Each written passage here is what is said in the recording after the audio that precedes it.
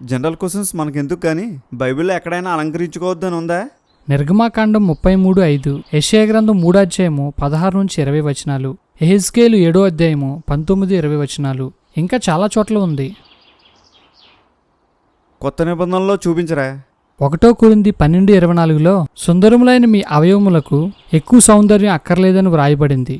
మన అవయవాలకు ఎక్స్ట్రా మెరుగులు అవసరం లేదురా. ఇంకా 1 తిమోతి 2:9 చదువు. నాకు తెలుసురా ఈ వచనం నువ్వు చూపెడతావని.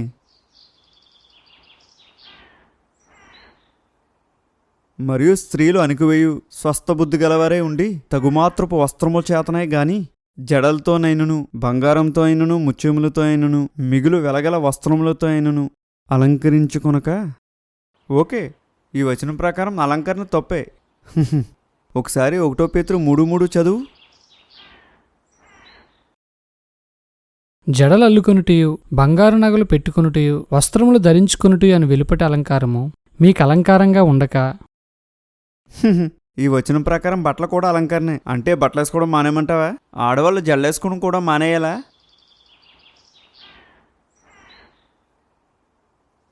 మనుషులంతా ఇలాగే ఉంటారా.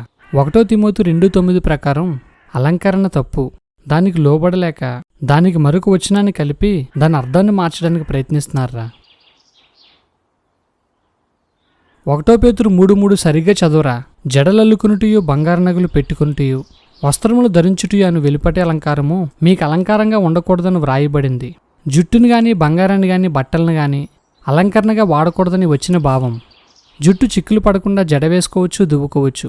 అంతేగాని రకరకాల స్టైల్స్తో అలంకరణ వస్తువుగా వాడకూడదు. బంగారాన్ని చరాస్తిగా వాడుకోవచ్చు కానీ అలంకరణకి వాడకూడదు. వస్త్రాలని సిగ్గు దాచుకోవడానికి, వాతావరణం నుండి మనల్ని పరిరక్షించుకోవడానికి వాడుకోవచ్చు.